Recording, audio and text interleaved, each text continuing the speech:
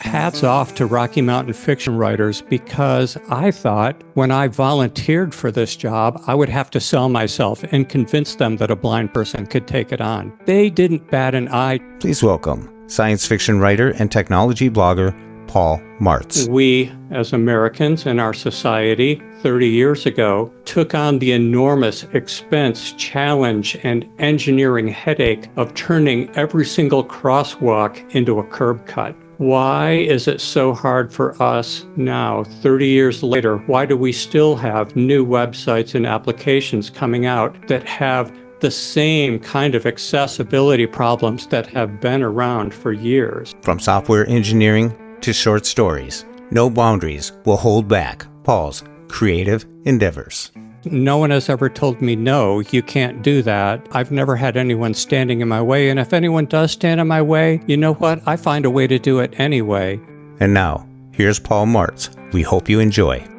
How do I not get out there and live my life to the fullest? How do I not get out there and go toe-to-toe with my sighted associates and try to do everything they can do? This is life. This is why we're here. This is why we were put here. Get out there, live your life, pursue your dreams, do what you want to do, and don't let anything slow you down.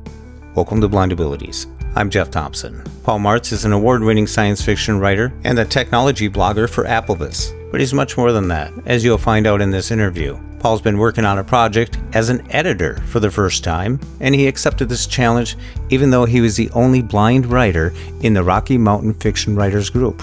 And the collection of short stories is now available on Amazon. Check out the show notes. So here's Paul. He's going to start out talking about his work as an editor, and then we'll slide right into the interview.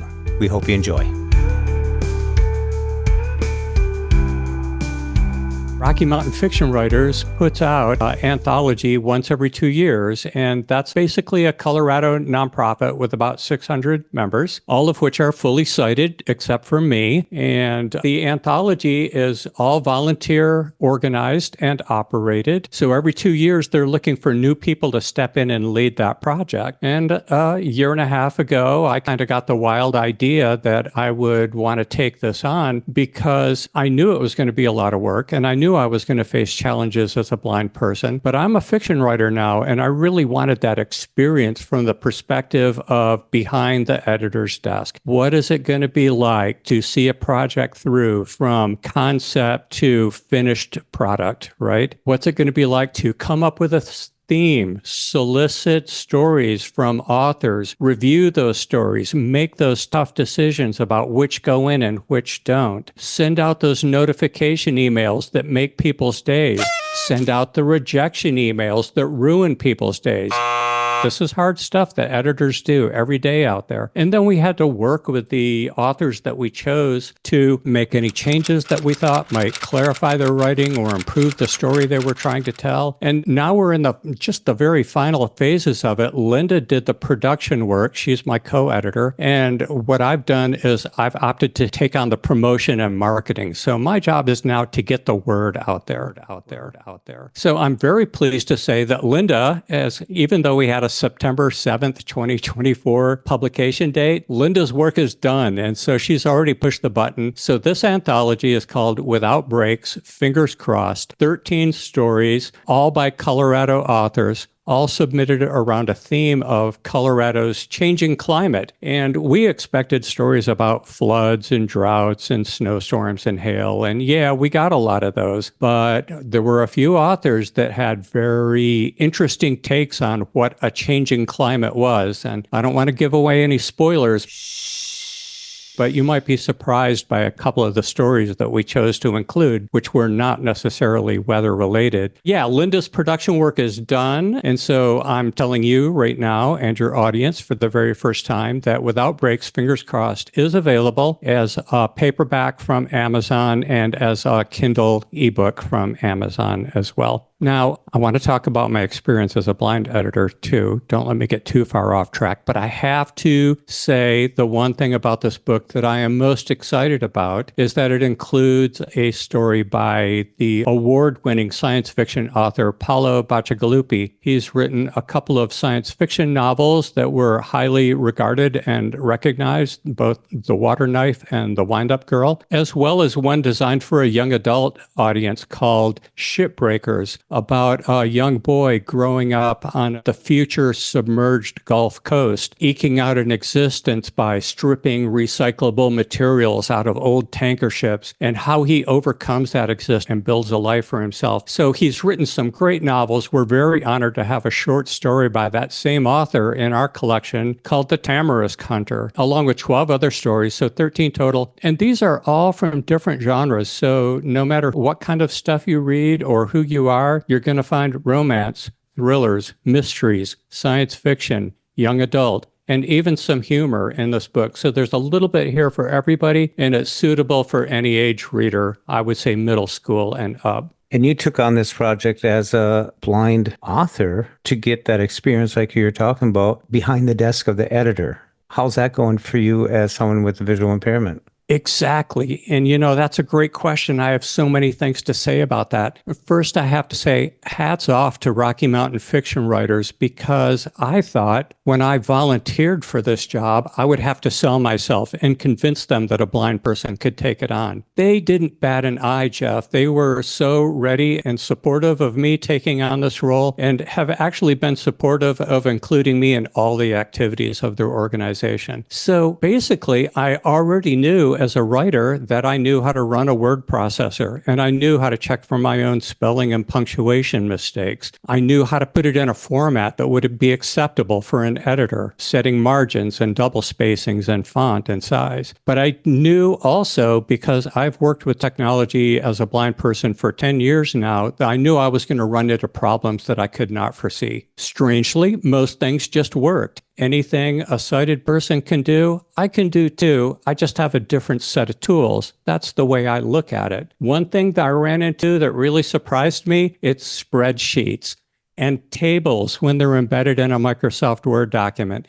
Yes, I can go in and I can navigate them and I can read them and interact with them and change them if I need to, but I'm just so slow compared to my sighted co-editor, Linda. She's able to look at a spreadsheet and immediately she's able to find the cell of interest that we need to work with, where it would take me, several seconds or maybe even a few minutes of navigating around or reading all the different cells. So when it ever came to using a spreadsheet to manage a project, which we did a few times, or interacting with tables embedded in Word documents, I just let Linda handle that, and she was more than happy to take over in that regard. And also, of course, when it came to cover art, I knew I was not going to be the best guy to select the cover art. And Linda has past experience because she has written a great series of novels about the Sasquatch, the Bigfoot. And so she's already been through the production process and worked with cover artists. So that's her area of expertise. And I just handed that over to her completely. I hope her books are easier to find than Sasquatch itself. I hope so too.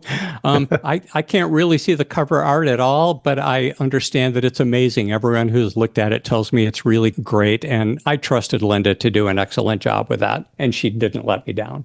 As a visually impaired writer, you were diagnosed with RP as a child and grew up adjusted with it for a while. You were actually into computer work, and then you retired and went back to writing because you remembered you enjoyed it as a child. Tell us about that transition when you found writing was fun.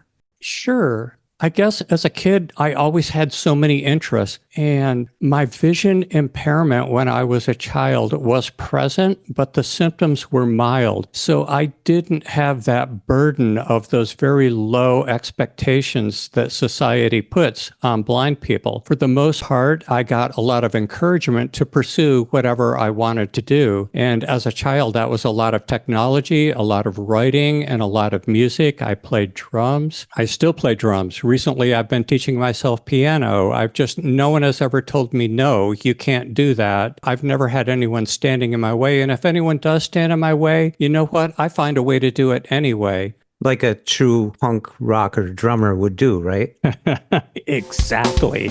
I heard about that. Yeah, now you're talking about the time I spent in my college and post-college years in the 80s. I spent so many Friday and Saturday nights in Detroit. It's amazing that I'm still here alive today. But it was a great scene to be part of. It was a lot of creative individuals getting out there, standing up on stage and putting themselves out there in front of an audience. And so it was just always natural for me as a blind person to not really care too much what other people thought of me and just do what I wanted anyway.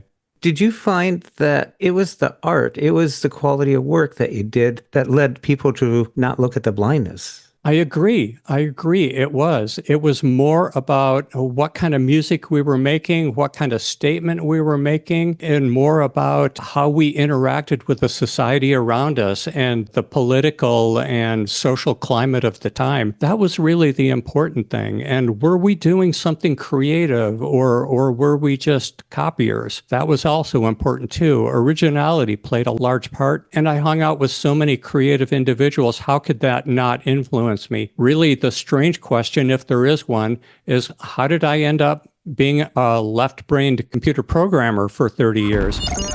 And the answer is that I had that creative outlet of music in the evenings and weekends all the time, whether it's performing in various ensembles over the years or going to concerts, as you and I were just talking about earlier. You know, left brain, right brain. I have to say I'm equal, and yet I have interests in each side according to the projects that I take on and the hobbies I have. I always thought they should write a fictional math book because it is creative. I love it. I'm so glad you said that. As a kid growing up and just starting to learn about history, a couple of figures that were brought to my attention were Leonardo da Vinci and Benjamin Franklin. And both of them were people that pursued several different interests. And so for whatever reason, I just thought that that was natural. You pursued technology and math. You pursued art and music and writing. And once I retired after 30 years as a programmer and started wondering what I was going to do with the next 30 years of my life, I had so many creative outlets available that I just naturally dove right back into the writing. So what am I doing today? I still play drums. I'm teaching myself piano. I'm writing science fiction. I'm taking on co-editing projects. I'm writing a lot of technology stuff too. I write blogs at applevis.com, and I'm also developing, this is my biggest, latest crazy project, Jeff. I'm writing a solution guide for the Rubik's Cube for blind people. That's borderline, Paul. I got to say that's borderline crazy. Thank you. Thank you. You and I, Jeff, I think we're instant buddies here. I think that's really cool because it's not straightforward. It's something off to the side, like the name of your article that you took first place in the contest, More Than Electric Sheep. And I have to admit, I was listening to you read that and I was getting emotional. I was actually not that I'm an AI myself, but in the book, it's an AI that's almost in hospice or the old folks home or something. But I was feeling the same particles as the Albert? Was it Albert? Albert, the computer. Albert. Yes. Yeah, that was awesome. Well, thank you. One of the things that I really like about this new field of fiction writing that I've jumped into, I don't really feel like I learned very much about creative writing when I was in grade school and college. For whatever reason, I don't really feel like I had the right teachers and it didn't really sink in very much. So now, as an older individual doing creative writing and someone who has loved to learn new things his entire life, that's me, right? This field of creative writing has so many opportunities for me to learn new techniques, how to communicate emotions with the language and the words and the rhythm of the language that I choose to employ.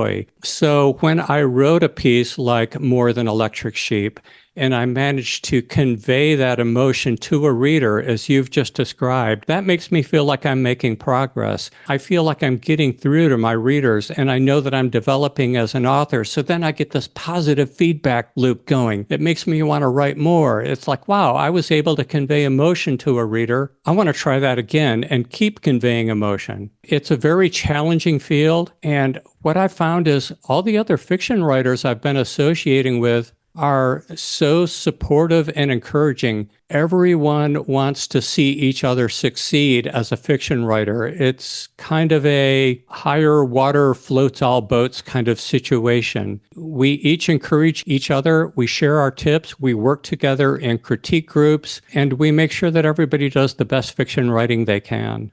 Where do you meet up? I'm in a couple of different organizations. Rocky Mountain Fiction Writers has an annual conference, and that's in September in the Denver area. And so that's a weekend-long conference, and I actually hire a professional sighted guide to assist me for that weekend and get me around from workshop to panel discussion to banquet dinner, et cetera, et cetera. And then the other group that I'm in is called Speculative Fiction Writers, and this is an online critique group. We meet every Tuesdays by Zoom, and this is open to public. We have a $20 membership fee that helps us defray the cost of Zoom and the cost of maintaining a web server. And we also use that to bring in experienced writers and give us workshops and teach us all how to become better writers. So between those two organizations, I have a lot of support and encouragement from my associates, and I try to give that support and encouragement back to them as well. They're a great bunch of people, Jeff. Fiction writers. It sounds like it. Amazing people. As a writer, someone that's visually impaired, what are the tools you use for your word processing on the computer?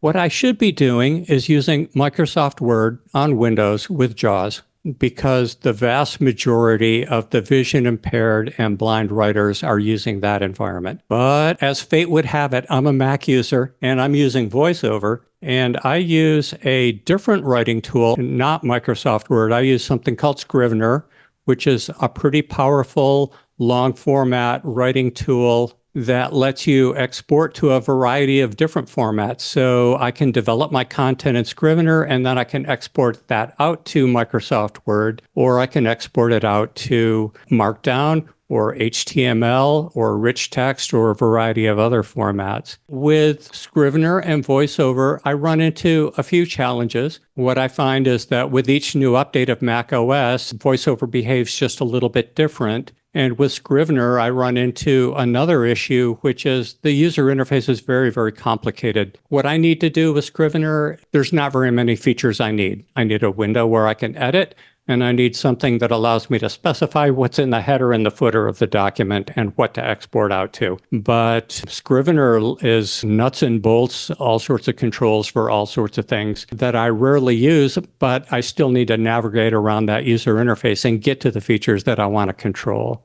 As a writer who came into serious writing later on in age, it seems like you write short stories. Why have you stuck to the short stories? Usually I hear someone starting out and they're going to write a novel or something of that nature. What led you into the short story genre? Well, that's a great question. And science fiction. Yeah. When I started creative writing, I had kind of the same crazy idea too. I'm going to write a novel in a year and I'm going to get it published. And I kind of quickly found out that I actually didn't know how to write. Yeah, it's true. So I thought short stories would be a better format because I can write them quicker and I can get a shorter turnaround on feedback from my critique partners. But there's more to it than that. For whatever reason, as a child, I was always drawn to reading short stories. Some of my favorite authors wrote tons of short stories, Ray Bradbury and Arthur C. Clarke. And I was drawn to those at an early age. I would go into a bookstore when I was sighted, 10, maybe mid-teens.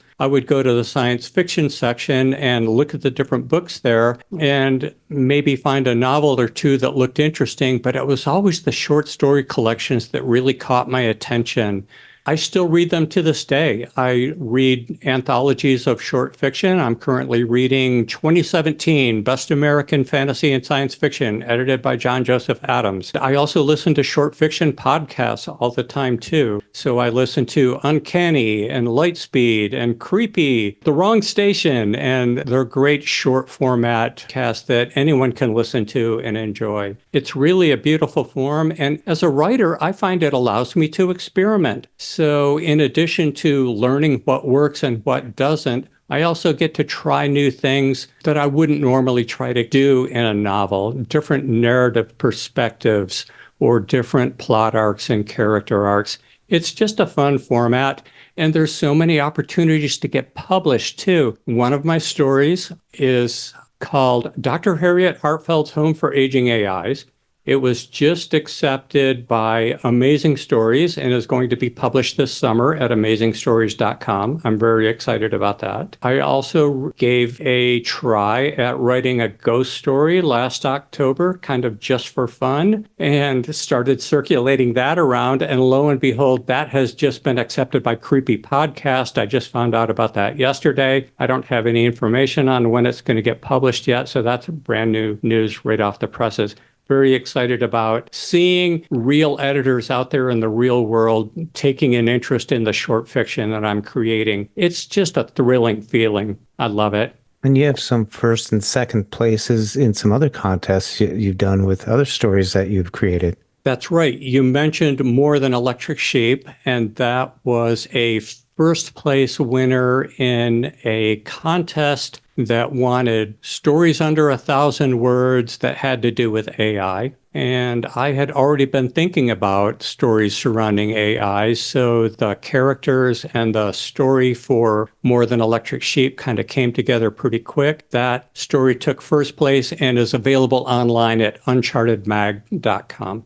Prior to that, Dr. Harriet Hartfeld's Home for Aging AIs, that took second place in the 2022 Roswell Awards. And I sent that around. And I'll tell you this, I've talked about my successes. Now I have to tell you about my failures because I collect rejection email after rejection after rejection. And you just have to let it go. You have to say, the story wasn't right for that editor. And you have to send it out someplace else. And after I had sent this story out to 10 different publication markets, I finally got an acceptance from Amazing Stories that I'm absolutely thrilled about.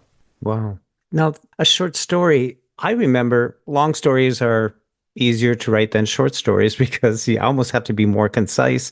And someone told me one time a speech is better where the beginning is closer to the end, but that's a speech that you're stuck listening to. I guess that's where that comes from. But when you're in a short story, you have to develop. You don't get that 3-4 chapters to develop these characters. What's your process of putting the beginning and end, like 1,000 words or something, and having some substance to it? Is there a method that you use?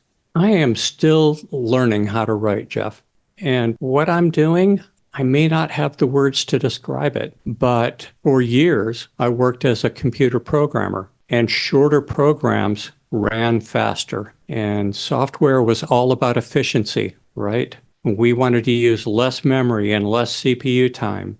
So we were all taught and trained over the years to write computer programs to be as tight and concise as possible. And I believe some of that has bled over into my fiction writing. I want to develop a character in a couple of lines, not a couple of chapters. I want to describe a setting with a single sentence if I can. That makes really good sense. The trick, if there is one, is I try to make sure that pretty much every sentence I write does more than one thing. It has to say that not just that a character walked into the room, but it has to say how he walked into the room, and it has to say how in such a way that it tells us something about that character's background or mood. So each sentence is quite loaded.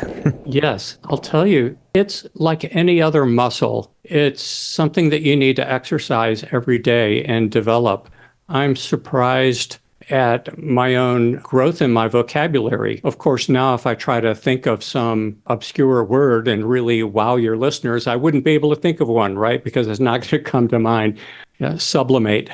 Sublimate. I love it. It's the same root word as sublime, which is a natural beauty, but it's also a chemical process by which a solid evaporates into vapor. And you start to learn weird words like that. Frugivorous. Frugivorous is a favorite word. What's that? Well, herbivorous is a plant eater, and carnivorous is a meat eater. Frugivorous is a fruit eater. It's a language I'm learning. The more time I spend with it, it's just a ton of fun. Increasing your lexicon.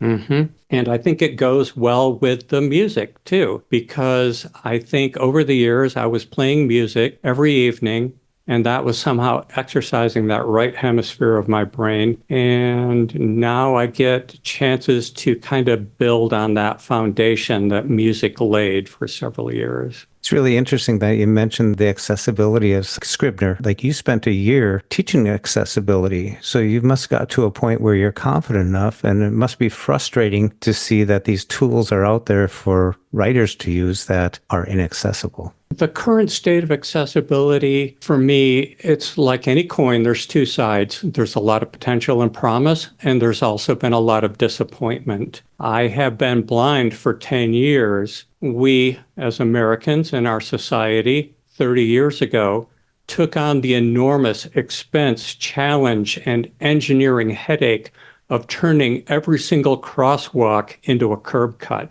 Why is it so hard for us now, 30 years later? Why do we still have new websites and applications coming out that have the same kind of accessibility problems that have been around for years? Let's look at a couple of writing tools. There's one called Pro Writing Aid that many of my associates use in their writing, and it draws the author's attention to problem areas in their writing that they might want to take a look at, sentences that are too long or grammar that's overly complex. The way that it draws the user's attention is by color highlighting or by underlining. And unfortunately, there is no way in VoiceOver for me to efficiently jump focus to that particular segment of text that they're drawing my attention to.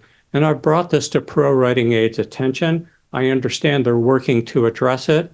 I have not seen an accessible solution yet. If I could wave a magic wand, though, and fix any accessibility issue, we've talked about the complexity of some of these interfaces like Scrivener. Certainly that would be one. Another huge problem, in my opinion, is the constant updates that we see with software and websites. It's an accessibility issue that I don't think is actually recognized as an accessibility issue. I think we all have been kind of duped or maybe led to believe that any kind of update is for the better. It's going to be an improvement with new features. Honestly, I find after an update, my workflow is pretty much the same. And the only place where I experience a change is when the user interface is now different and I need to find a new way to do what I used to be able to do just fine. Every update to an app, to a website, or to an operating system, in spite of the new features that it might bring that many people enjoy, it also brings a disruption to the lives of many blind and vision impaired individuals. These pieces of software, these are our living rooms, basically. These are our offices.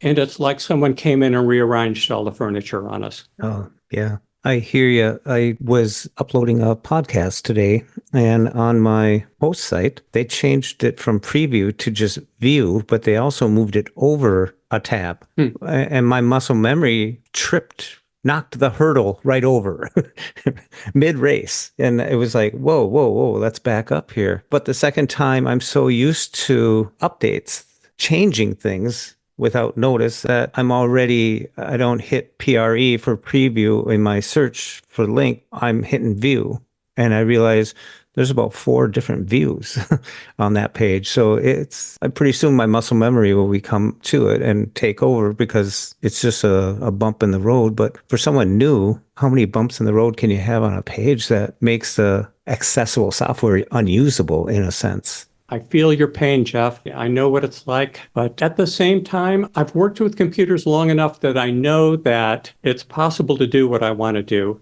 and I need to be like a Swiss Army knife, right? And if one tool doesn't work, then I fold it back in and I pull the next tool out and I try to get that one to work. And eventually I'm able to get things done. This is really a large part of what I do in my blogs at Applevis.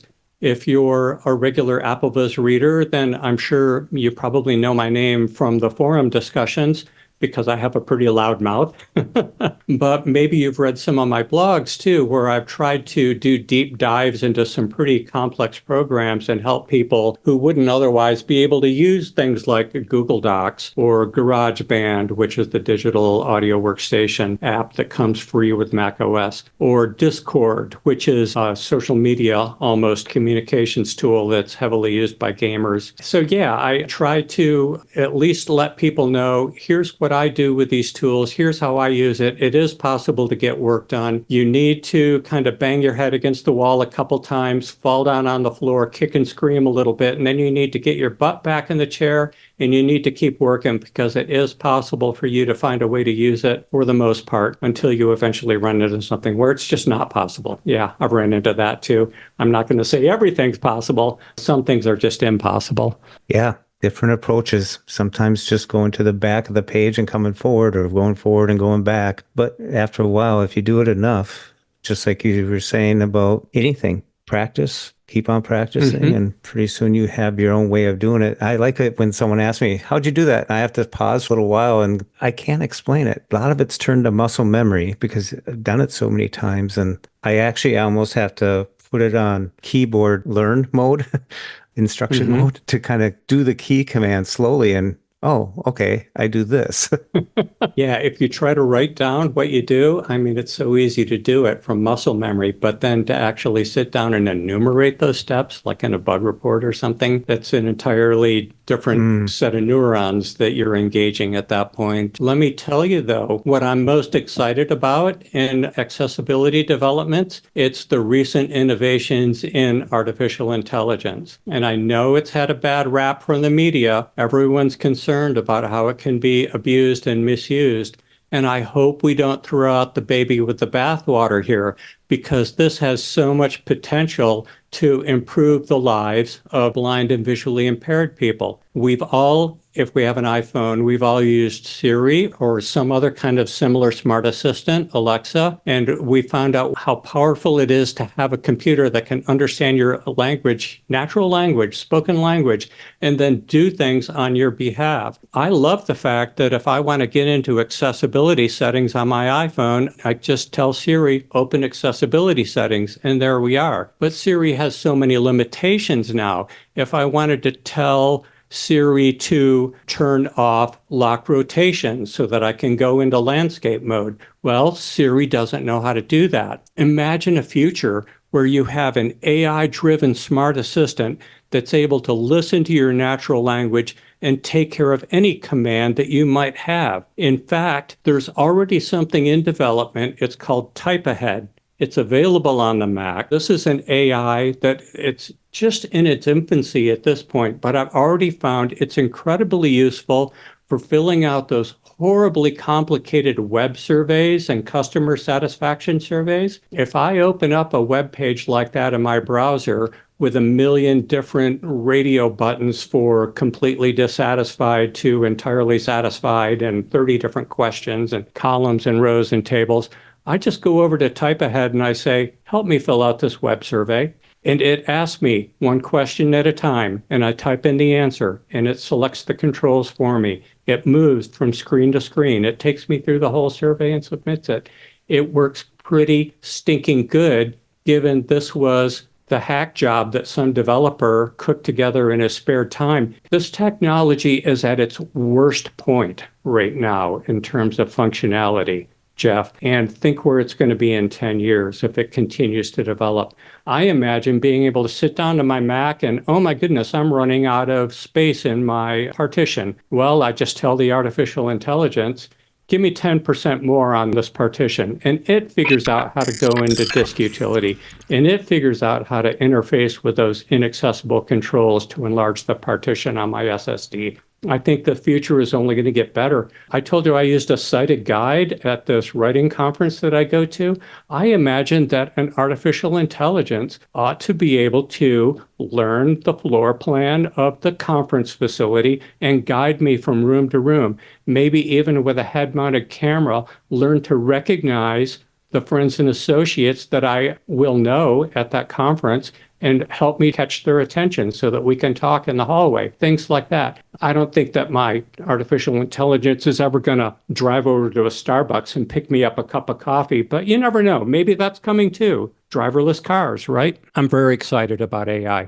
A lot of people have said that it's going to replace people's jobs. What I found so far out of using it is that I don't want to say, hey, SIRI anymore. I want my chat GPT to be my companion, my buddy, whatever it is, because I go there all the time now just to ask general questions. And I don't have to dig around through 37,432 Google Finds.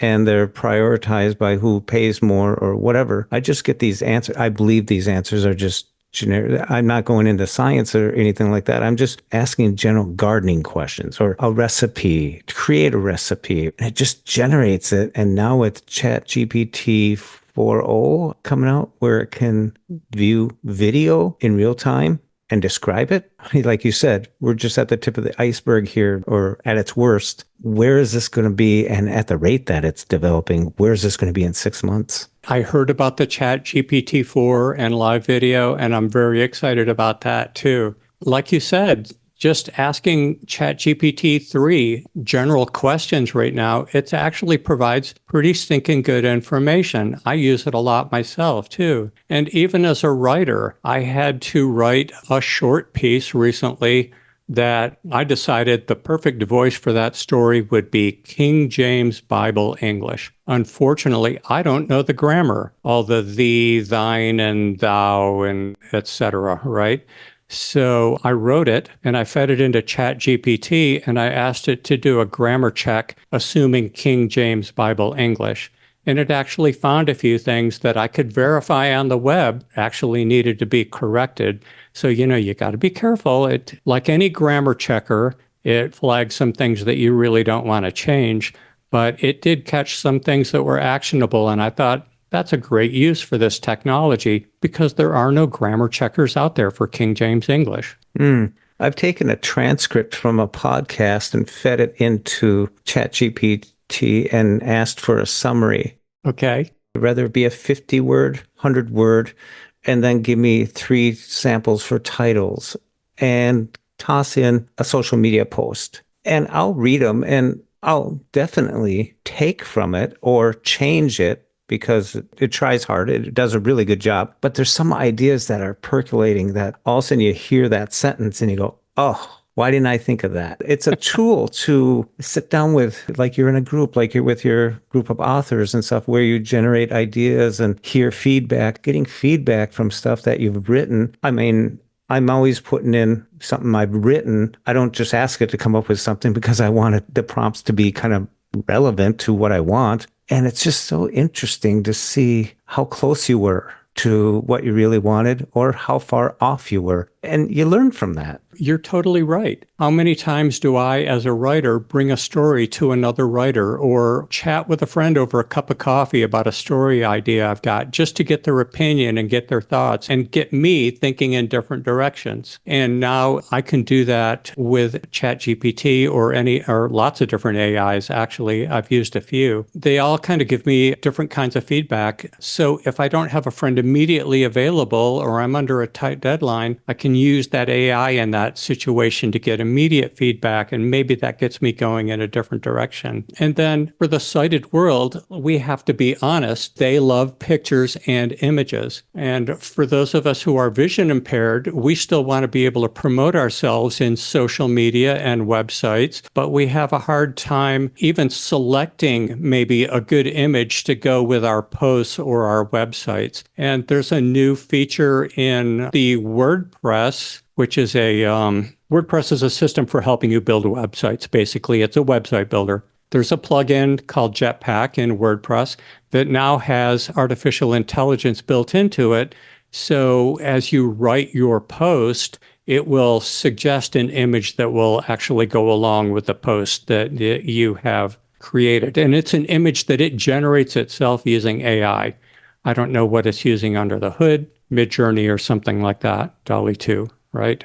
Mm-hmm. But that's amazing that it's going to read the post that I'm writing and prepare an image based on my text. That's going to make my life so much easier as a blind website maintainer. Yeah. I guess I better get somebody sighted to take a look at it before I click post. There's always that verification, but I use it as a tool. And I think a lot of people are just using it as a tool. I don't think anyone's going out there and writing a book by clicking a button. That's not it. The fear was there for everybody, but it's not it, because these machines they're just machines. They don't know. And until you get someone to look at something to verify, or even yourself, I've seen stuff come up that, no, I'm not using that. I agree. And when Linda and I took on editing the anthology that I was talking about earlier, we had concerns because AI was just becoming a thing, and there was fear that maybe somebody would submit some AI created material. Now, it turns out that that was not a valid fear.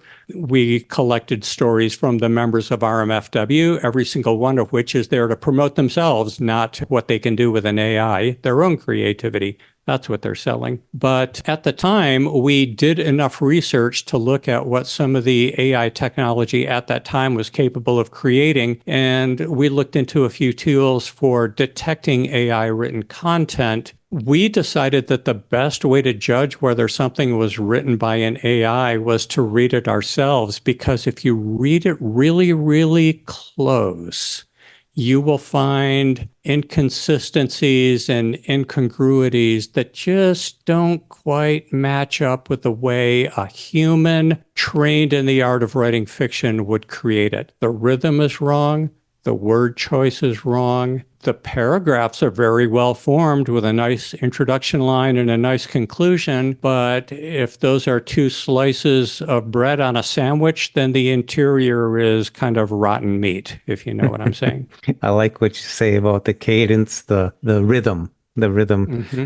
And that's in podcast editing. I listen for the cadence, the rhythm that someone speaks in. You have a steady rhythm. And once I can edit someone for about 3 minutes and I got it. And then I can cruise because I know their tendencies already. I have been doing it for so long that all I have to do is listen. The hard part is while I'm listening during an interview, I'm sometimes in my head listening for that.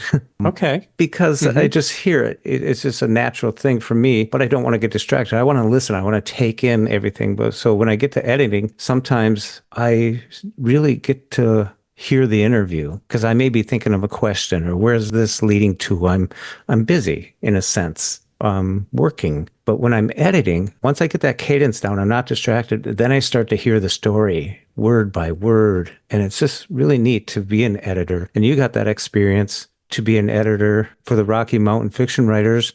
And you learn. I love that. I do. I think I get a sense from some of my sighted associates, they wonder, Paul, how do you do this? And my answer is, how do I not do this?